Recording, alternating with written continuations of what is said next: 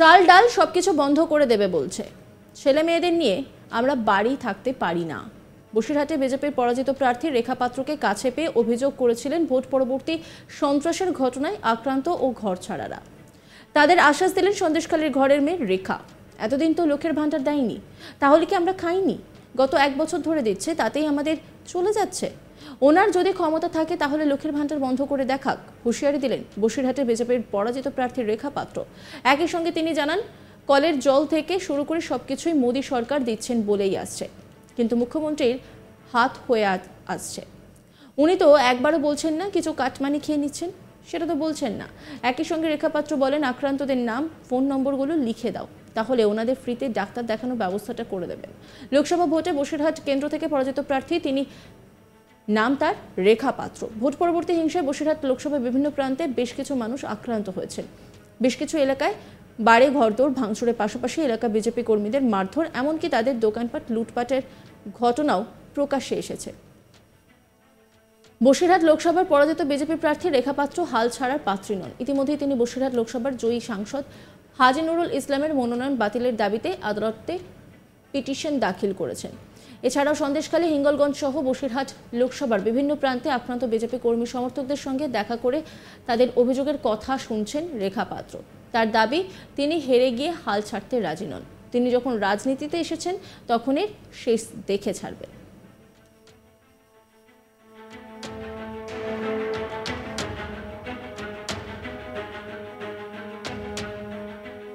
কি বলছেন রেখা পাত্র, শোনাবো আপনাদের। সব বন্ধ করে দিচ্ছে। এতদিন দেয়নি, এতদিন লক্ষ্মীর ভাণ্ডার দেয়নি, আমরা খাইনি। এতদিন লক্ষ্মীর ভাণ্ডার দেয়নি, আমরা খাইনি। গত 1 বছর ধরে দিচ্ছে, সেটা নিয়ে আমাদের সর্বস্ব চলে যাচ্ছে। আচ্ছা ঠিক আছে, ওনার যদি ক্ষমতা থাকে উনি বন্ধ করে দেখান। ওনাদের ক্ষমতা থাকলে, মুখ্যমন্ত্রীর ক্ষমতা থাকলে বন্ধ করে দেখান।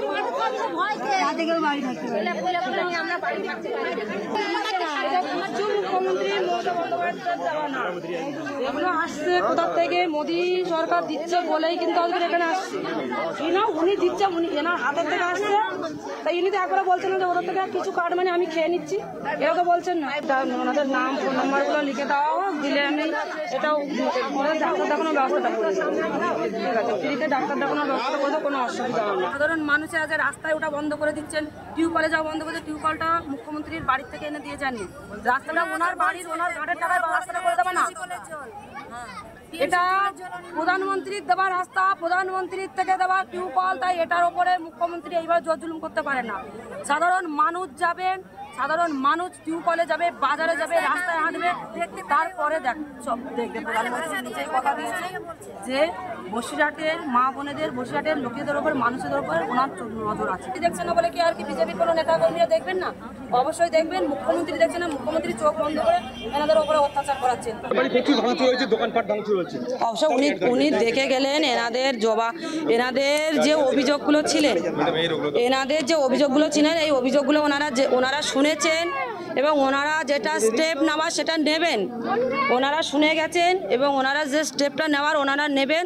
আর শুধু আমাদের একটু অপেক্ষা করতে হবে কি না করেছেন, আর তার জবাব সাধারণ মানুষ দিচ্ছেন যে ওনারা কি করেছেন।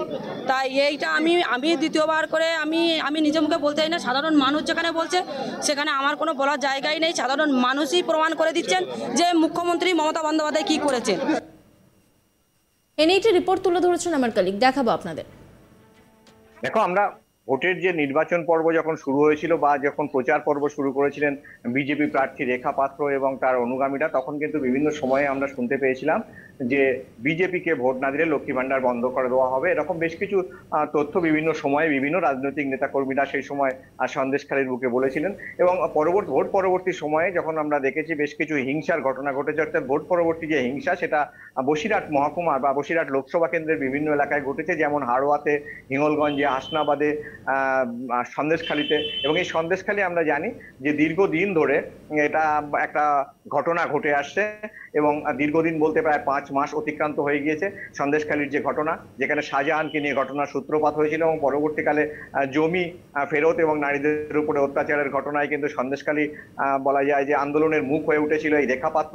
এবং সেই আন্দোলন থেকে অর্থাৎ প্রতিবাদী একজন মহিলা তাকে তুলে নিয়ে এসেছিলেন বিজেপি নেতাকর্মীরা, তারা তাকে বসিরহাট লোকসভা কেন্দ্রের বিজেপি প্রার্থী করেছিলেন এবং প্রার্থী হওয়ার পর থেকেই বিভিন্ন সময়ে বিভিন্ন হুমকির সম্মুখীন তিনি হয়েছেন বা তিনি প্রচারে বেরিয়েও তাকেও দেখা গিয়েছে যে দলের পক্ষ থেকে তৃণমূলের বিরুদ্ধে কথা বলতে, এবং এলাকার মানুষ তাকে গ্রহণ করেছিলেন। কিন্তু পরবর্তীকালে দেখা যায় যে ভোটের যে ফলাফল, সেই ফলাফলে কিন্তু তিনি পরাজিত হয়েছেন। বসিরহাট লোকসভার সাংসদ হয়েছেন হাজী নুরুল ইসলাম। এবং পরবর্তীকালে ভোট পরবর্তী যে হিংসা হয়েছিল সন্দেশখালীর বিভিন্ন এলাকায়, সেখানে বড় আজগাড়া, সন্দেশখালীর সরবেরিয়া 11টি গ্রাম পঞ্চায়েতের যে বড় আজগাড়া গ্রাম, সেই গ্রামে কিন্তু সেন্ট্রাল অর্থাৎ কেন্দ্রের যে বিজেপি প্রতিনিধি দল এসেছিলেন, সেখানে বিপ্লব দেব এসেছিলেন, সেখানে অন্যান্য নেতৃত্বের সঙ্গে কিন্তু উপস্থিত ছিলেন বসিরহাটের লোকসভার পরাজিত বিজেপি প্রার্থী রেখা পাত্র।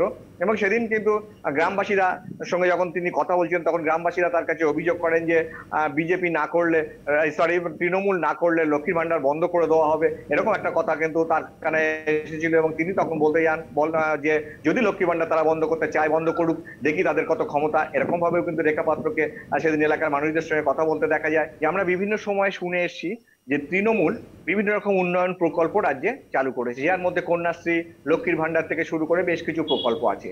তো এলাকার তৃণমূল নেতারা তাদের দাবি যে এই যে সরকারি প্রকল্পগুলোর সুবিধা যখন রাজ্যের মানুষ নেন বা এলাকার মানুষ নেন, তখন তারা অবশ্যই তাদের পক্ষে থাকবেন এবং এলাকার তৃণমূলকে ভোট দেবেন।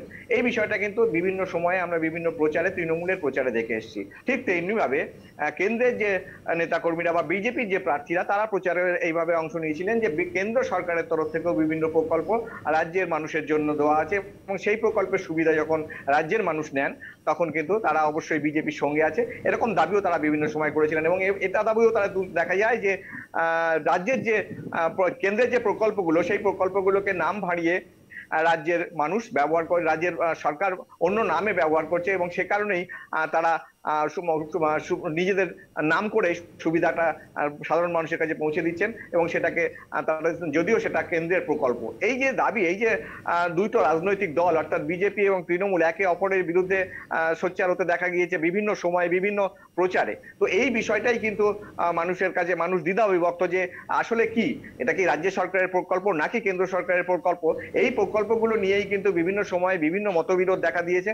তবে এবার যেটা হলো সেটা হচ্ছে যে সন্দেশখালীর বড় আজগাড়া গ্রামে, যেখানে বিজেপির এলাকার কর্মী সমর্থকরা তারা ভোটের দিন অর্থাৎ যেদিন ভোটের কাউন্টিং হয়েছিল, সেই কাউন্টিং এর দিন কিন্তু তারা আক্রান্ত হয়েছিলেন বলে অভিযোগ করেছিলেন। এবং সেই আক্রান্ত এমনভাবে হয়েছিল, তাদের দোকান ঘর ভেঙে দেওয়া হয়েছিল, এমনকি তাদের যে পানীয় জলের কল অর্থাৎ বাড়ির পাশে যে রাস্তায় পানীয় জলের জন্য যে ডিপ টিউবওয়েলটি বসানো আছে, সেই ডিপ টিউবওয়েলে জল নিতে যেতেও তাদের সমস্যা।